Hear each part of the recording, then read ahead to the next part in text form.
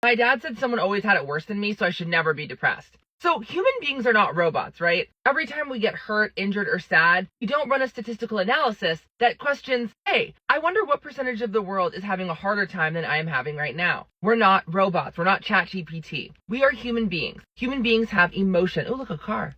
And human beings get distracted. And just because somebody is more hurt than you, just because somebody is in more pain or experienced a greater loss, doesn't mean you don't have the right to be sad. In fact, you don't really need the right to be sad. You don't need permission to have feelings. We as human beings innately feel. Recent psychological studies kind of point to the fact that we used to think human beings were thinking creatures that feel, but more rather, it turns out we're more like feeling creatures that sometimes think. In other words, we feel first and think after. And to think anything, play on words, to think. No, to think and feel that a kid is not allowed to be sad and depressed just because somebody out there has it worse than that child is innately, in my opinion, bad parenting, bad education, and also a bad person. And I know that sounds harsh, but I've seen generation after generation, both in textbooks and in real life, that suppresses feelings. And let me tell you, when you suppress people's feelings and tell people that they should not feel the way that they feel, it creates a very dead population. Not physically dead,